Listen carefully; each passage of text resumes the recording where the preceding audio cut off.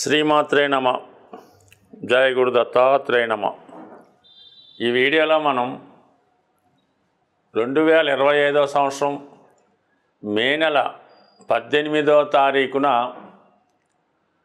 రాశులలో మార్పు చెందుతున్న రాహువు మరియు కేతు గ్రహాలు. అంటే ప్రస్తుతం రాహు మీనరాశి నుంచి కుంభరాశిలోకి, కేతువు కన్యారాశి నుంచి సింహరాశిలోకి మారడం జరుగుతుంది. ఇప్పుడు మనం వివిధ రాశుల వారి మీద రాబోయే 18 నెలల్లో కేతుగ్రహం ఎటువంటి ప్రభావాన్ని చూపడం జరుగుతూ ఉంది అన్న విషయాన్ని మనం ఈ వీడియోలో పరిశీలిద్దాం.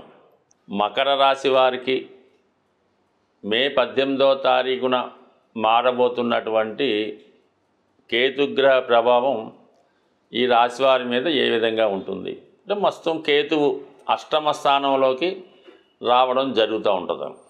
అష్టమ స్థానం అన్నది సాధారణంగా అప్పటికప్పుడు అనుకోకుండా సడన్గా జరిగే సంఘటనలకు కారణం అవుతూ ఉంటుంది.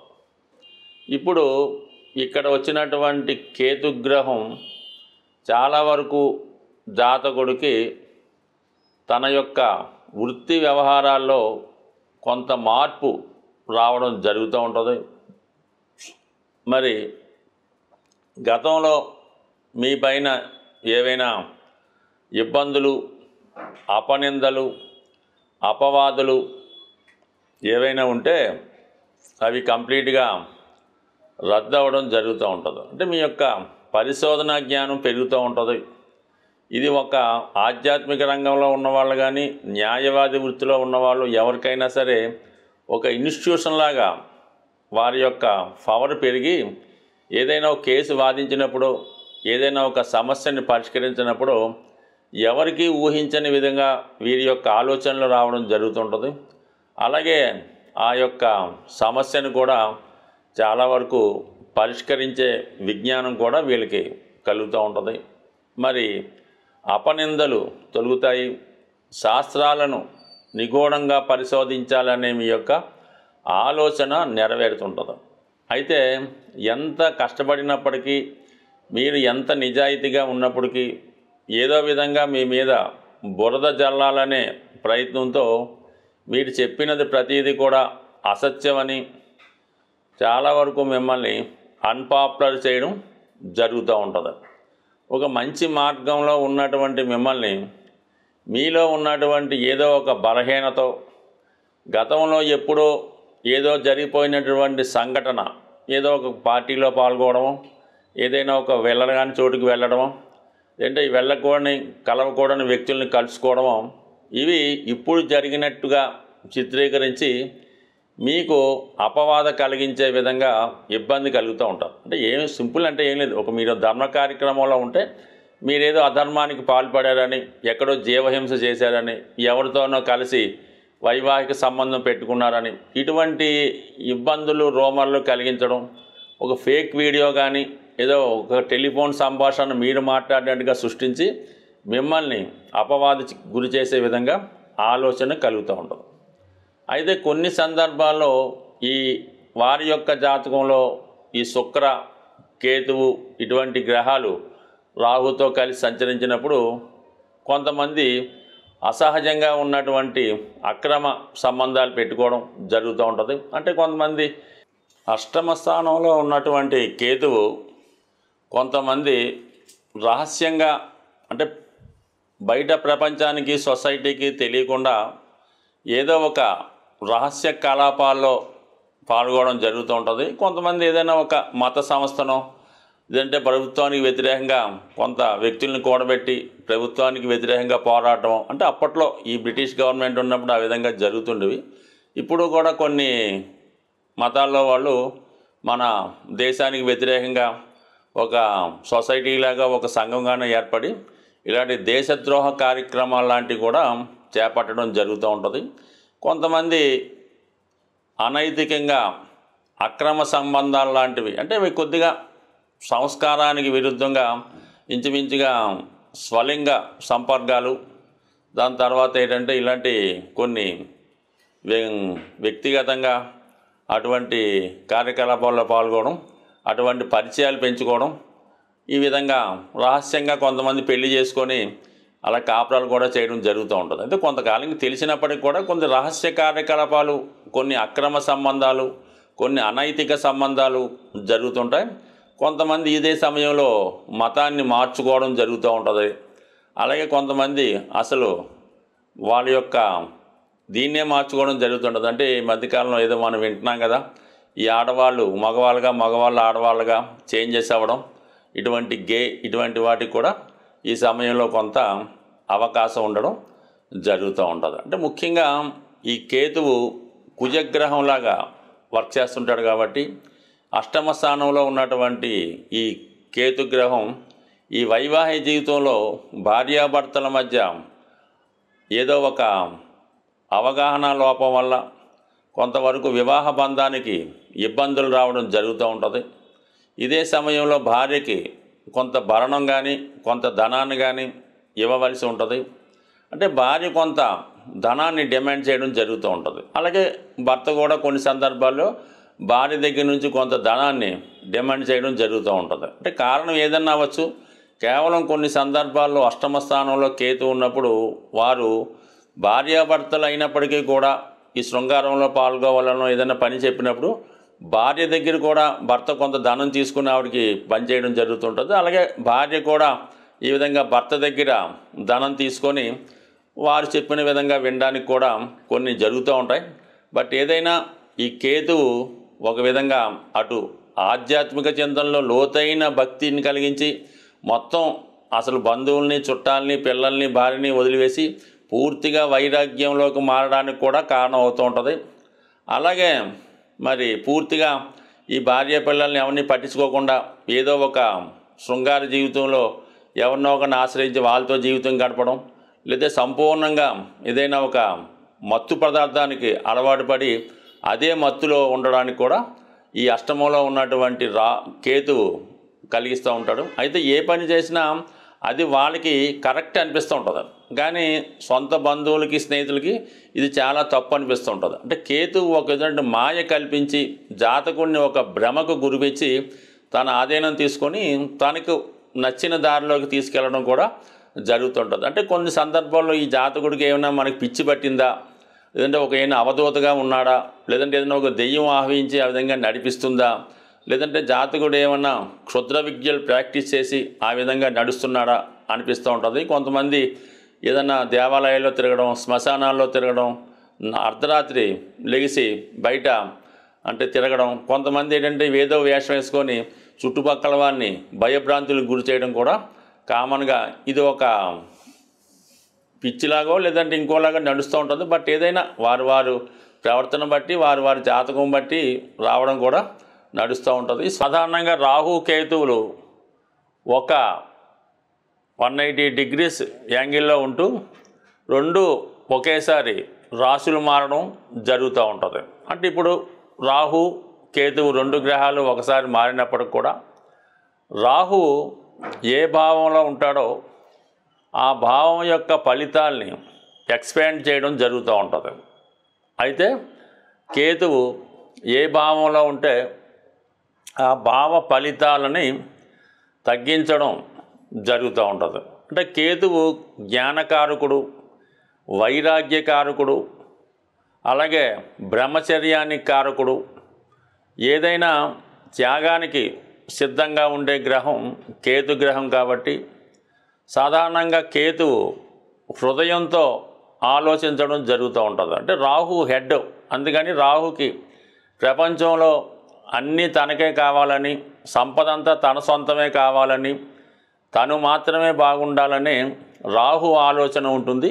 రాహు అంటే కేవలం తల, అది ఆకాశం నుంచి భూమిలోకి, అంటే భూమిలో ఉన్నటువంటి తన దేహం కోసం చూస్తూ ఈ ప్రపంచంలో ఉన్నటువంటి కోరికలన్నీ తనకు కావాలని కోరుకుంటాడు రాహు. అందుకే రాహు ప్రభావం ఉన్నటువంటి జాతకులు అనేక అనైతిక అక్రమ మార్గాల ద్వారా ధనాన్ని సంపాదించడం జరుగుతూ ఉంటుంది. మరి కేతు అలా కాదు. కేతు కేవలం మొండె భాగం మాత్రమే, అంటే తల లేకుండా కేవలం మొండెం మాత్రమే ఉంటుంది.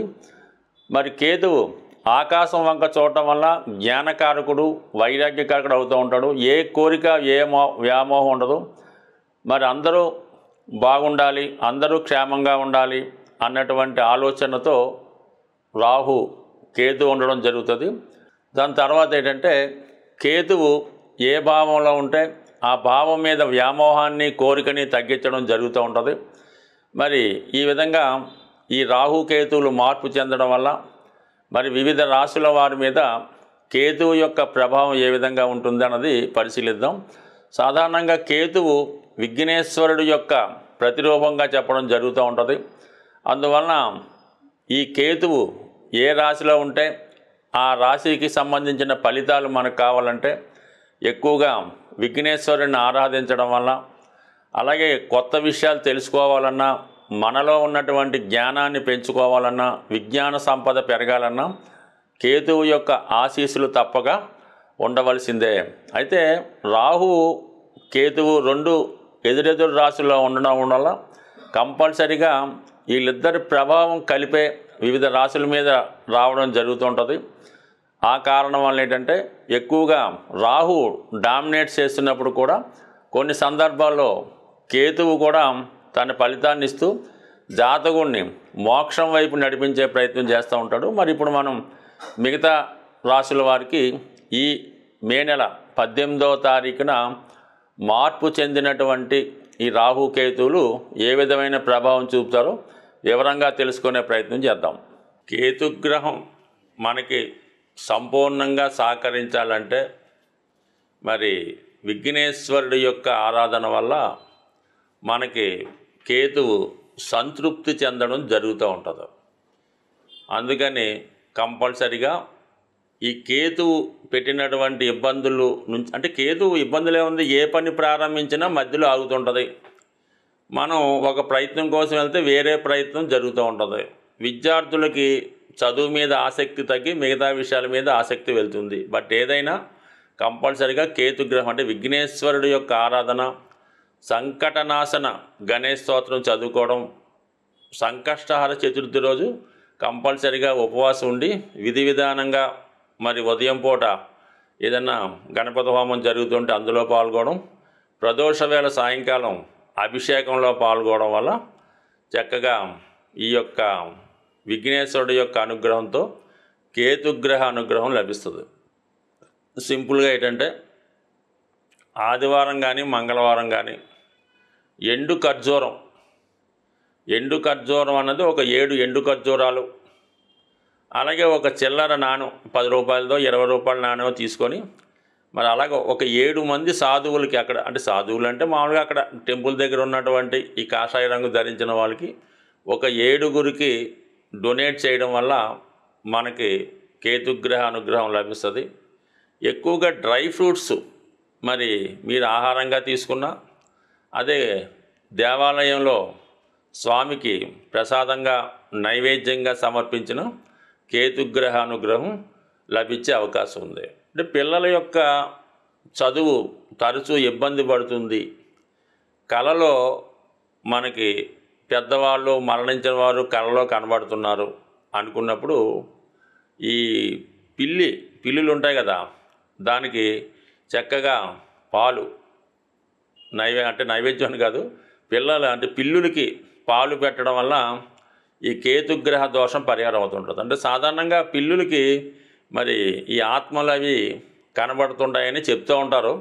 అది శాస్త్రాల్లో చదవడం తప్ప మనకైతే తెలియదు. కానీ సో ఏదైనా మనం గమనించినప్పుడు అర్థమవుతుంటుంది. ఇంట్లో మన పెంపుడు కుక్కకి ఈ పిల్లులకి కంపల్సరిగా చనిపోయిన వారి యొక్క ఆత్మలు కనబడుతూ ఉంటాయి. ఒక విధంగా కేతువు కూడా ఆత్మ లాంటిదే కాబట్టి ఈ పిల్లులకి పాలు పోయడం వల్ల కూడా కేతుగ్రహ సంపూర్ణ అనుగ్రహం లభిస్తుంది. ఇంకా మీకు మరీ ఇబ్బందులుగా ఉంది, అసలు పిల్లవాడు ఏం మాట పట్టించుకోవట్లేదు, ఏమీ కుటుంబ విషయాలు ఏమీ పట్టించుకోవడం లేదు, చాలా వైరాగ్యంగా ఉన్నాడు, ఏదో పిచ్చి పట్టినట్టు దెయ్యం పట్టినట్టు తిరుగుతున్నాడు, జుత్తు అంతా పెంచుకున్నాడు, బట్టలు మార్చుకోవటం లేదు, స్నానం చేయడం లేదు అనుకున్న వాడిని ఏదైనా ఒక అంటే ఈ శ్రీశైలం తిరుపతి లాంటిలో కొన్ని ఆశ్రమాలు ఉంటాయి, ఋషుల యొక్క ఆశ్రమాలు అవి ఉంటుంటాయి. అందులో చేర్పించి కొన్నాళ్ళ పాటు అక్కడ సేవ చేసుకునే విధంగా పెట్టడం కానీ, లేదనుకుంటే కొంతగా బాగుంటే మీ దగ్గరలో ఉన్నటువంటి దేవాలయం పొద్దున్నే ఎర్లీ మార్నింగ్ 4 గంటలు లేచి పరిశుభ్రంగా దాన్ని శుభ్రం చేసి వచ్చిన భక్తులకు సేవ చేయడం ద్వారా కూడా కేతుగ్రహ అనుగ్రహం సంపూర్ణంగా లభిస్తుంది. అలాగే మరి ది బెస్ట్ రెమెడీ అంటే బ్రహ్మముహూర్తంలో లేచి విష్ణు సహస్ర అంటే బ్రహ్మముహూర్తంలో లేచి శుభ్రంగా కాలకృత్యాలు తీర్చుకున్న తర్వాత విష్ణు సహస్రనామాన్ని పారాయణ చేయడం వల్ల సమస్త దోషాలు తొలగే అవకాశం ఉంటుంది. అలాగే శివునికి రుద్రాభిషేకం చేసుకోవడం ద్వారా, అంటే ఏ దైవ కార్యక్రమం చేసుకున్నా కేతువు సంతృప్తి చెందుతూ ఉంటాడు. అంటే కేతువు సంతృప్తి చెందితేనే మీకు మిగతా గ్రహాల యొక్క అనుకూలత అది లభించే అవకాశం ఉంది. కాబట్టి బట్ ఏదైనా ఒక పని చేసినప్పుడు నమ్మకంతో నిజాయితీగా శాస్త్రంలో ఏ విధంగా ఉంటుందో ఆ విధంగానే చేస్తేనే ఫలితం వస్తుంది. దాని తర్వాత ఏంటంటే శాస్త్రాల్లో కూడా శక్తి కొలది అన్నారు. అంటే డబ్బులు లేనివాడు ఏదో ఒక 1/2 లీటర్ ఆవు పాలతో శివుడికి అభిషేకం చేయొచ్చు, కానీ బాగా కోటీశ్వరుడు కూడా అది వర్తించదు. అతని స్థాయికి తగ్గట్టుగా అతను అభిషేకం చేయించుకుంటేనే అతనికి ఆ ఫలితం వస్తుంది తప్ప అందరికీ ఒకే నియమం అయితే ఉండదు. బట్ కానీ పెద్దలు ఎన్ని చెప్పినా మన శక్తి కొలది ఆ పరిహారం చేసినప్పుడు, దేవుని పూజ చేసినప్పుడు ఆ ఫలితం మనకు దక్కుతుంది. కాబట్టి మరి సాధ్యమైనంత వరకు మీకు ఎంతవరకు సాధ్యమవుతుందో అంతవరకు చేయడం వల్ల మనకి ఈ గ్రహశాంతి జరిగి అనుకున్న ఫలితం రావడం జరుగుతూ ఉంటుంది. స్వస్తి.